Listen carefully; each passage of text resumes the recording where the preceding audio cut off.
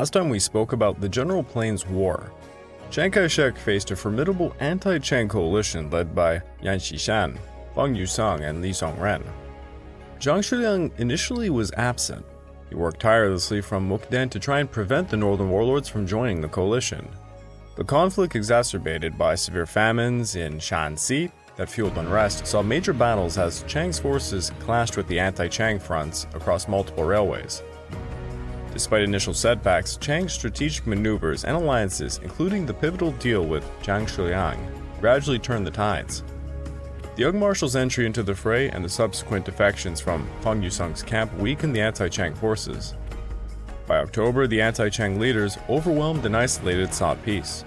The Central Plains War was a grueling 7-month struggle, and it ended with the anti-Chiang factions disbanded, leaving China's civil war landscape dramatically altered. Within this vacuum, the CCP was thriving, but now the Generalissimo could direct his full attention on the Red Menace. This episode is From the Jinggangshan Mountains to the Jiangxi Soviet.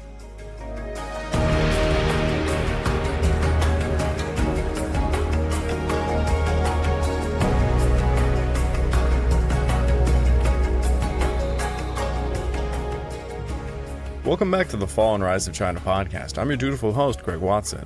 But before we begin, I just want to remind you all that this podcast is only made possible through the efforts of Kings and Generals over at YouTube. Perhaps you want to learn a bit more about the history of Asia. Kings and Generals has an assortment of episodes on the history of Asia, and so much more, so go give them a look over at YouTube. So please subscribe to Kings and Generals over at YouTube and continue to help us produce this content by checking out www.patreon.com/kingsandgenerals. And don't forget about our sister podcast over at the Pacific War Week by Week podcast, written and narrated by me. And if after all of that, if you're still hungry for some more history, why don't you check out my personal channel, the Pacific War channel, found over at YouTube and all major podcast platforms. For podcasts, I just released an episode on the Battle of Leipzig, something quite different for me. And as for YouTube, another very different episode, I released a kind of comedic video on how to play Germany in the board game Axis and Allies. Now I'd like to ask a big favor. For those of you who want to support me further, you can go check out my new YouTube membership or my Patreon account, found at www.patreon.com/thepacificwarchannel. Both have identical perks and the same price.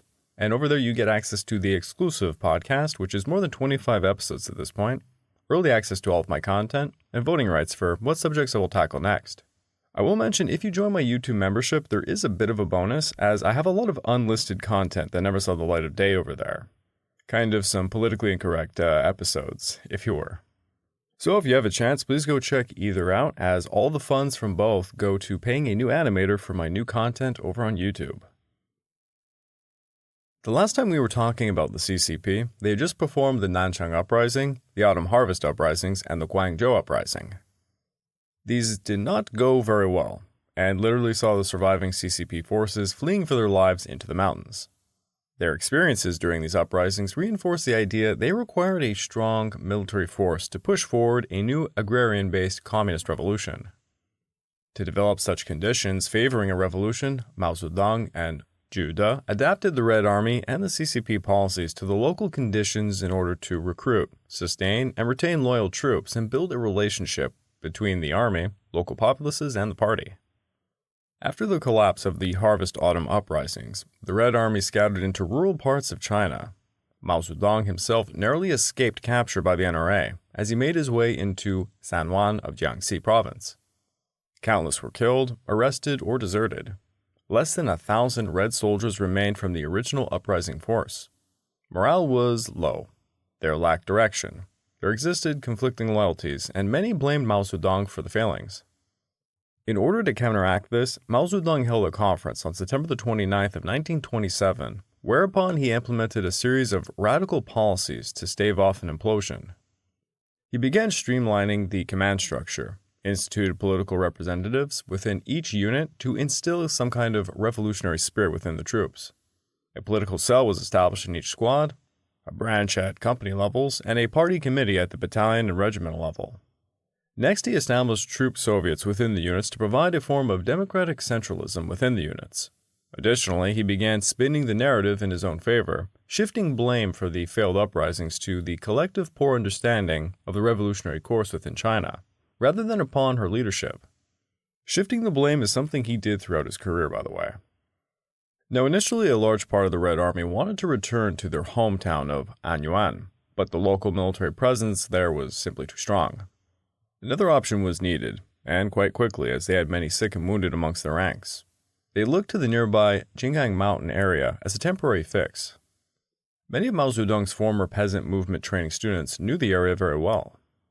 Jinggangshan, meaning Well-Ridge Mountain, derived its name from the 5 villages around its main city of Xiping: Big Well, Middle Well, Little Well, Upper Well, and Lower Well. The mountain it's situated in, the Loshan Range, straddled the border between Jiangxi and Hunan. It also happens to be the place where 4 counties converge: Lingshan, Sichuan, Yigang, and Yongxin. Surrounding it were factional and political enemies, thus preventing most provincial forces from really coordinating efforts to mass against it. The terrain provided ample defensive obstacles as well. It also stood in the midpoint between Changsha, Nanchang, and Guangdong, offering the Red Army flexibility to try and finish the uprisings they started in those areas. Given the weak state the Red Army was in, it would not be feasible to occupy Jinggangshan by force. Jinggangshan was controlled by 2 bandit leaders at the time, named Yuan Weitai and Wang Zhou. Mao Zedong was forced to negotiate with the two to come to an arrangement. The CCP was, of course, concerned about the trustworthiness of 2 bandit leaders. At the early meeting in Guchang, some CCP members of the Front Committee doubted the revolutionary character of Yuan and Wang, believing them to be only bandits at heart. Mao Zedong, on the other hand, argued the 2 leaders and their loyal followers were crucial to the communist movement. I would argue Mao Zedong was grasping at straws, however. As for Yuan and Wang, their primary concerns were the impact of a new military force affecting the regional balance of power. In essence, the mountain areas outside the major cities had a complex power dynamic. Bandits and the local elites maintained this kind of status quo. Any change to that power dynamic could lead to problems. There was also an ethnicity issue. Jinggangshan was considered something of a Hakka ancestral land, and the Han settlers amongst them were kind of guests. There always remained a Hakka-Han tension, and this prompted Hakka to vet any Hans from coming in. Mao Zedong first convinced Yuan how a partnership would be mutually beneficial.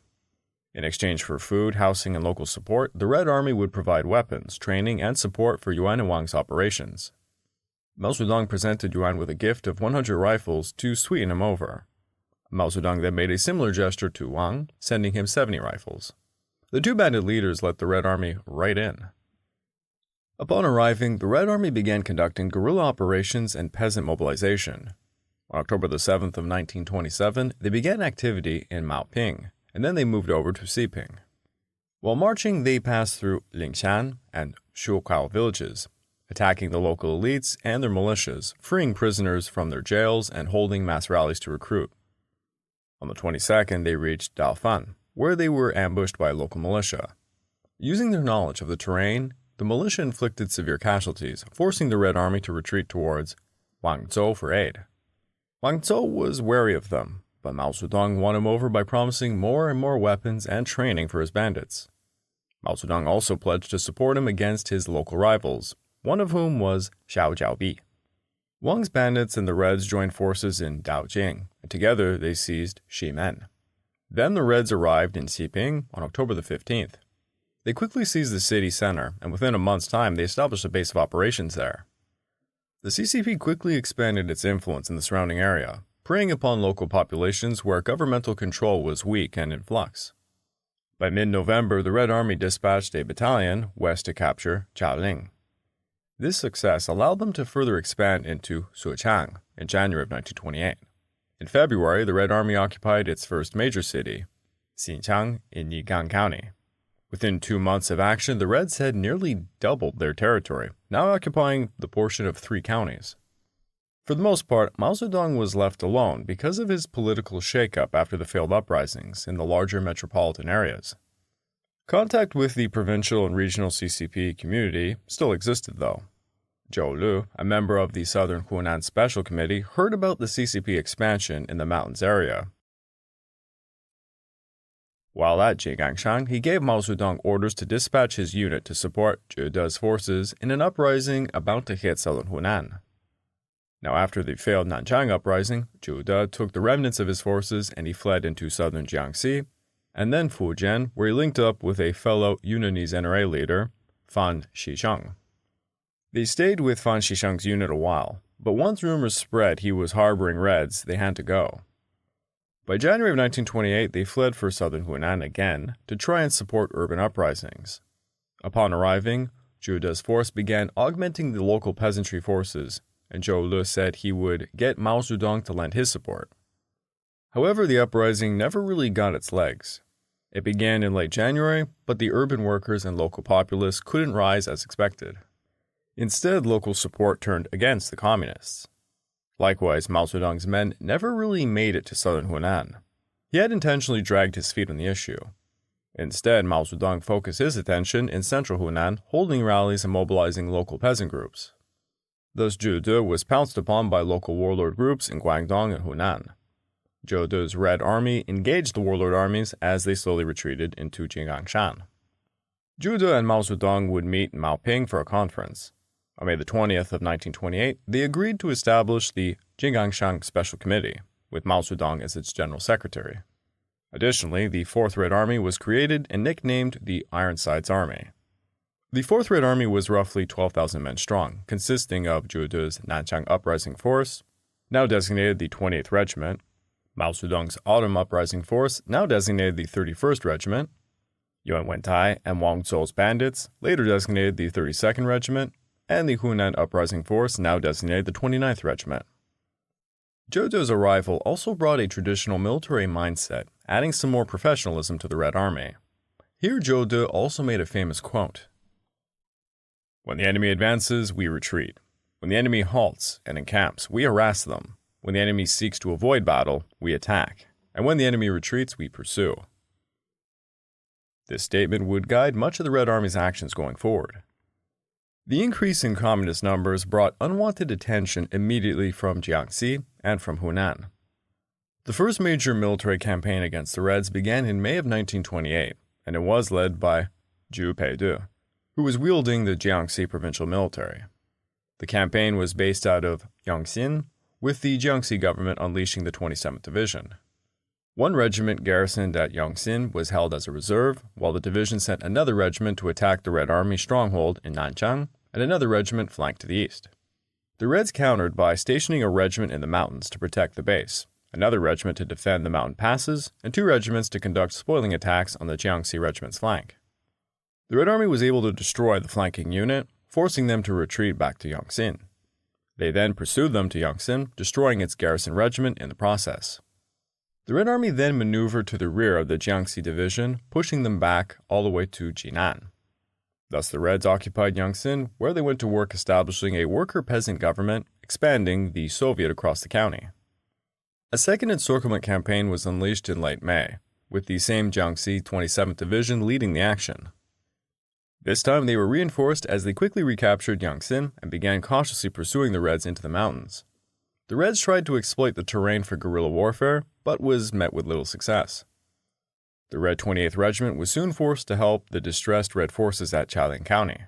However, the Jiangxi Division did not account for the Red Army's mobility. The Red 31st Regiment quickly assumed the 28th Regiment's former defensive positions, offering a stiff fight against the Jiangxi forces. When the 28th Regiment returned to reinforce the 31st, they hit the enemy's rear and advanced upon Yangxin again, while the Jiangxi forces pulled back again to Jian. Another encirclement campaign was unleashed the following June, this time seeing Jiangxi and Hunanese forces working together against the Reds. The Jiangxi 9th Division was deployed in combination with the remaining 2 regiments of the 27th Jiangxi Division. The Jiangxi forces performed a frontal attack through the mountain passes using 3 regiments. Meanwhile, the Red Army had to perform a feint attack in the east to occupy a Hunanese division. The Red Army deployed a battalion augmented by local guerrilla groups along the western flank of the mountain passes. Guerrilla attacks on the eastern flank of the Jiangxi forces caused the commander to maintain 2 regiments at Yangxin. Exploiting the mountain terrain, the Red Army managed to destroy 1 regiment as they funneled up the passes. This small victory brought much-needed arms and new soldiers who quickly recaptured Yangxin for a 3rd time. By the end of June, the Jinggangshan base had basically hit its apex in terms of size. They now controlled the Nigang, Yangtze, and Linhua counties and parts of Jian and Anfu. At this point, Chiang Kai-shek took notice of the Reds' gains and directed a new campaign against them. Another series of campaigns were unleashed, seeing Hunanese and Jiangxi armies attack the 4th Red Army beginning in July of 1928. The Hunanese 8th Army began their attack from the west through Nigang, while the Jiangxi Army unleashed 11 regiments from the 3rd and 6th Armies through Yangtze against the eastern border of Jinggangshan. To meet this threat, the Reds kept 2 regiments to defend the bases, while the 28th and 29th Regiments advanced west to slip behind the Hunanese forces to conduct raids against their rear. Meanwhile, local Red Army militias began a scorched earth strategy, removing all food, poisoning water sources, and evacuating villagers to deny them to the enemy. The Hunanese 8th Army was forced to retreat in the face of this, allowing the Reds to focus their attention on the Jiangxi forces around Yangtze. The 28th and 29th Regiments advanced west to support the attack against the Jiangxi forces, but then suddenly turned south towards southern Hunan, citing orders to assist the Southern Hunan Special Committee. Then these 2 regiments attacked the city of Chenzhou, roughly 200 kilometers away from the Jinggangshan Mountains. There they defeated local forces. Afterwards, the Red troops began strolling through the streets of Zhengzhou as civilians. Many of them had families in the area. Some began looting the area. They had made the egregious error of now pursuing their enemy further and gave them too much respite to reorganize themselves. The local forces counterattacked, driving the 28th Regiment to withdraw with little casualties. The 29th Regiment fared much worse, being ambushed trying to retreat over the only bridge leading into Zhengzhou. They suffered heavy casualties, and many of their surviving forces simply joined the 28th Regiment as a result. Meanwhile, with 2 regiments gone from the mountain, the NRA forces were quite emboldened. 3 Hunanese regiments joined 11 Jiangxi regiments to attack the Jinggangshan Mountains. The remaining Reds employed every tactic they knew to try and survive. They began giving up terrain as the enemy penetrated closer to the mountain base. The 31st and 32nd Regiments found themselves retreating to the protection of higher ground, where they established defensive positions along key routes to maximize casualties upon the invaders. Mao Zedong took a battalion from the 31st Regiment south to escort the incoming 28th Regiment, further weakening the lines. Meanwhile, guerrillas raided the flanks and rear of the advancing NRA forces heading up the mountain. After repeated failed attempts to get to the peaks of the mountains, the Jiangxi and Hunanese forces ultimately had to withdraw come September, allowing the 28th Regiment to safely get back to Jinggangshan. From there, the Red Army continued to fight and recapture lost territory. By October, they retook Nigang County and portions of Suqiang, Yixing, and Yangtze, but were unable to reclaim everything they once had. Another campaign coincided with this economic blockade and the arrival of General Peng Duhui's 5th Army. The Jiangxi and Hunanese forces adopted blockade tactics, normally employed against bandits, to try and deprive the Reds from using markets in the lowlands. Starting in the fall of 1928, NRA and local militias established checkpoints along all the routes and trails leading into the Jinggangshan Mountains. Local private armies with troops familiar with the area conducted interdiction patrols to capture anyone trying to get past the blockades. The blockade halted most local trade, meaning little medicine, clothing, food, or salt was getting into Jinggangshan. The Reds began subsisting on sweet potatoes and pumpkins. Then Peng Duhui's 5th Army arrived in December, worsening the burden on the area. Simultaneously, NRA forces from Fujian were added to the Jiangxi and Hunanese to fully surround the mountains in preparation for a new offensive. In the face of all of this, the 4th Army's leadership convened a conference at Baihe. The attendees were all trying to figure out how to overcome the situation, but their options were quite limited. Many called for the same tactics that had been winning them the battles as before. Some called for withdrawing to a safer area momentarily, and then to launch a counterattack when the enemy lightened up. The economic blockade was exacerbating the civilian-military relations in the mountain, and it seemed like the local population was no longer willing to help the Reds. The last option many advocated for was to mount a defense of the mountain range, but this would not allow for a withdrawal route for the 6,000 or so troops that they had. Ultimately, they adopted a hybrid solution. The 4th Army would break through the blockade to try and draw forces away from the mountains, while also obtaining supplies. The 5th Army, who were pretty much battered from their march, would defend the mountains as a base.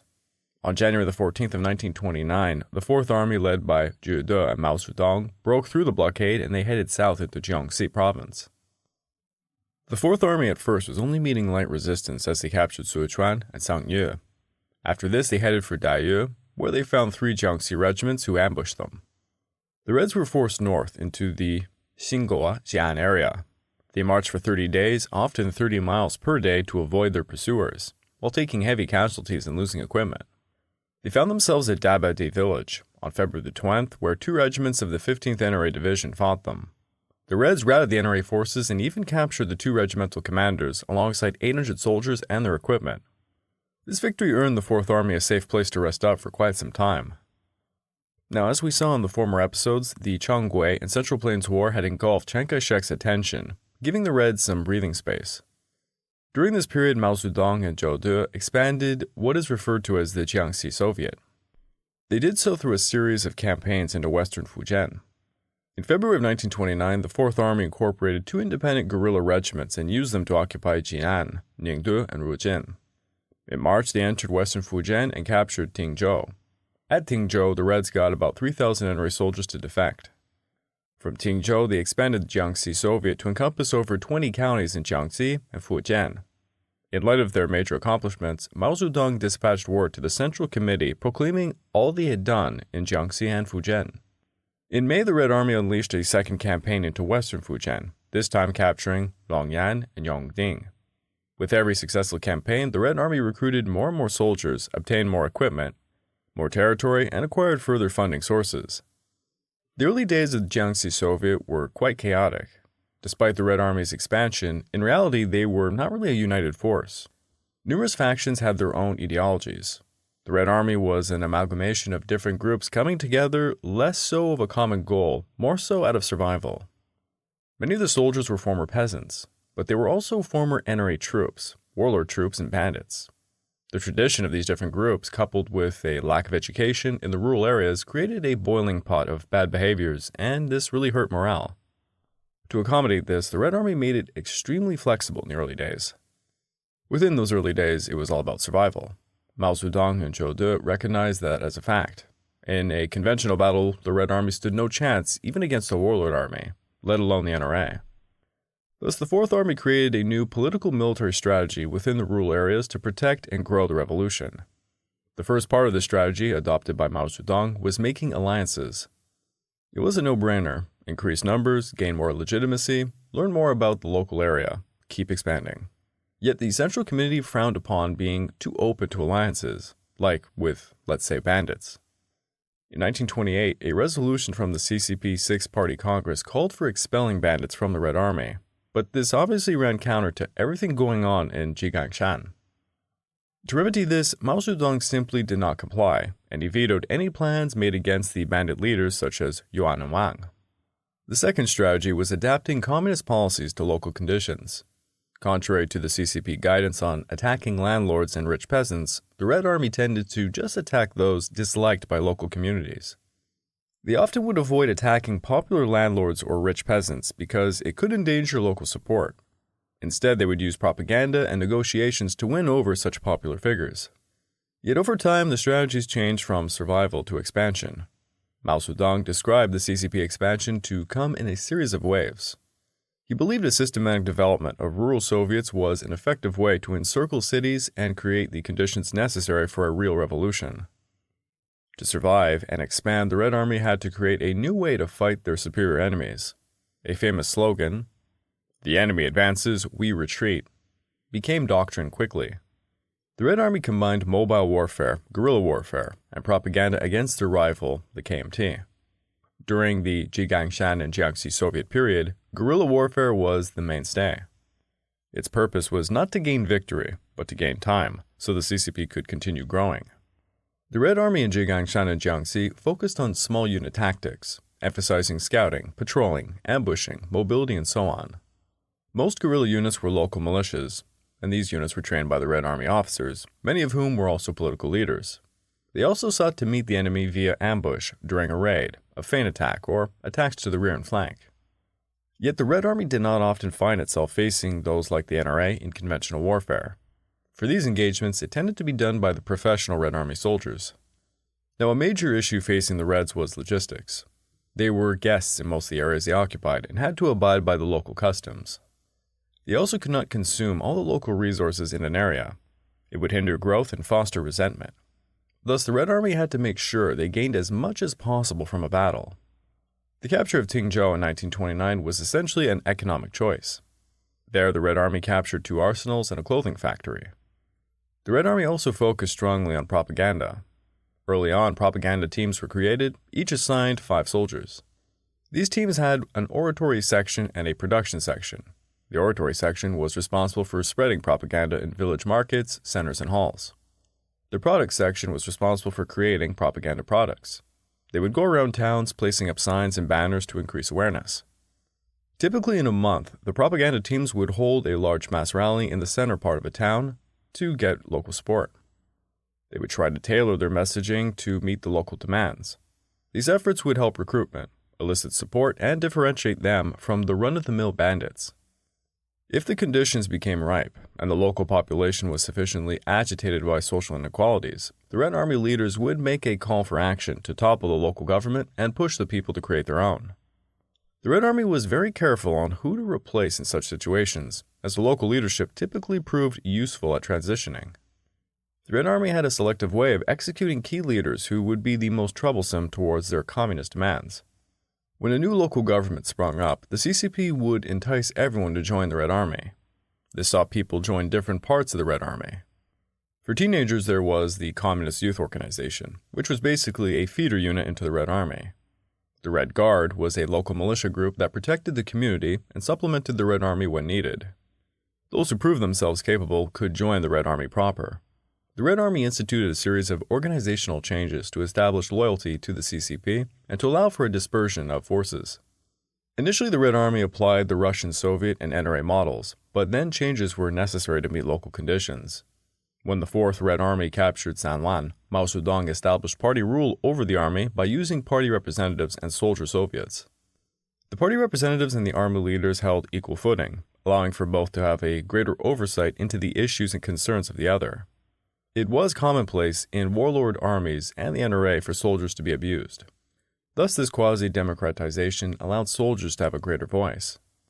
On June 22, 1929, the 4th Red Army held their 7th Representative Congress in Longyan. Mao Zedong spoke much of the party control over the military, ruffling a lot of feathers, and this would contribute to his failure at becoming the Front Committee Secretary General that year.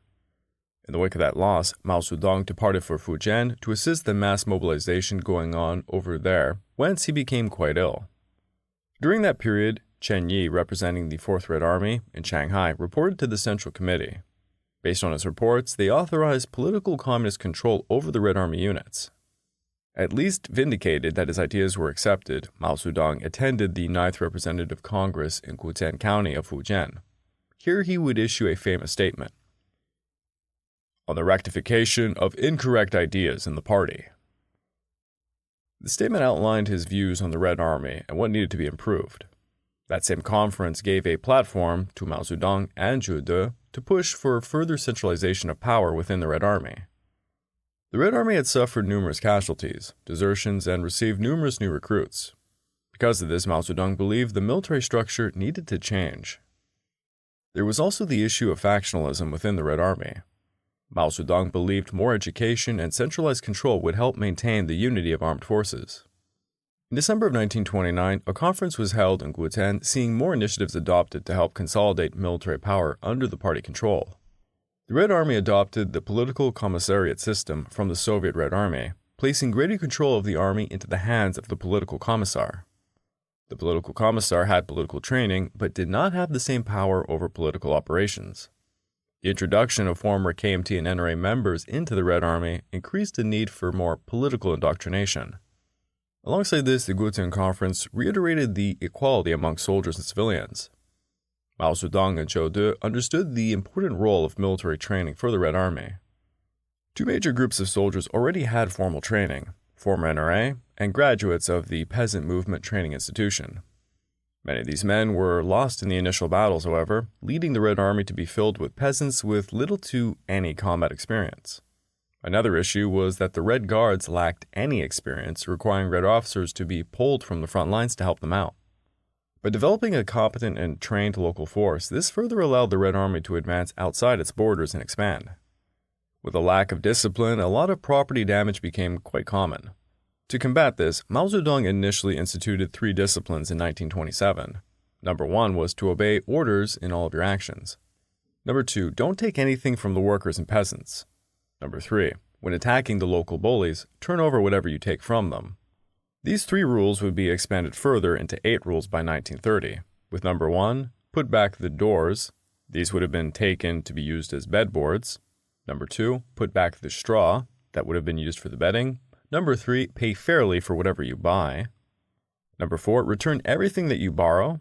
Number 5, pay for anything you damage. Number 6, try not to damage property in general. Number 7, defecate only in latrines. And number 8, do not steal from captives. The purpose of such rules was twofold: to curb reckless soldierly behavior and not to piss off local communities. Yet discipline alone does not guarantee success in war. The Fourth Army held many senior leaders who were trained at Baoding, Whampoa, and the Yunnan military schools. But at the lower levels, the military experience was quite uneven. The Red Army needed to create a universal standard. Mao Zedong established the first training unit, the 31st Regiment training units, in December of 1927 at the Longjiang Academy in the Jinggangshan Mountains. Jiu De and Chen Yi would create similar units. Once in Jiangxi, the Red Army established a mobile school that accompanied the forces to the front lines. The pressure from the KMT led to encirclement campaigns that would make it impossible to implement a normal education system. While schools were important, for many soldiers it was the only way to learn what they were doing. Sometimes conditions did not allow for much training, and the students would be thrust into combat immediately. Mao Zedong stated, "To learn warfare through warfare, this is our chief method." However, many of the new recruits and junior leaders never received formal education and found classes to be pretty boring. To retain interest, practical exercises were used. By the beginning of 1930, the 4th Red Army had expanded from Jinggangshan to Jiangxi, Hunan, and Fujian. Additionally, 7 other Soviets were established in the interior of China, demonstrating the viability of the CCP's new model. And for a large part, it was the efforts of Mao Zedong and Jiu De that allowed the CCP to thrive. However, major issues loomed externally and internally. I would like to take this time to remind all of you that this podcast is only made possible through the efforts of Kings and Generals over at YouTube. Please go subscribe to Kings and Generals over at YouTube and continue to help us produce this content by checking out www.patreon.com/kingsandgenerals. And hey, don't forget about our sister podcast over at the Pacific War Week by Week podcast, written and narrated by me. And if after all that, if you're still hungry for some more history, why don't you check out my personal channel, the Pacific War Channel, found on YouTube and on major podcast platforms. Over there, I'm releasing a full documentary on YouTube covering the experiences of Lieutenant Colonel Tom Williams and his service during Vietnam, and that can also be found as a podcast. I have a big favor to ask. As many of you probably already know, as I obnoxiously say in every episode, I have a Patreon account found at www.patreon.com/thepacifcwarchannel. But I have recently opened up a YouTube membership that is pretty much identical to the Patreon. It is quite hard to grow the YouTube membership, as a lot of what I'm advocating over there is for the exclusive podcast. And more or less, the people who watch me on YouTube watch me for my episodes and probably don't even listen to the podcast here. So if you'd like to support me further, for as low as $5 each month, you get access to the exclusive podcast, early access to all of the content I make, and voting rights for the subjects I will tackle next. As an added bonus on the YouTube membership, you also get access to a bunch of unlisted stuff that I made quite a long time ago that's never seen the light of day. So if you get a chance, please check it out.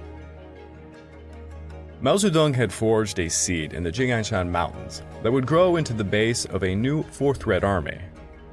Forming alliances with local groups and adopting new innovative strategies to survive allowed the 4th Red Army to expand, and with it, Mao Zedong's career. Yet externally and internally, enemies lay everywhere.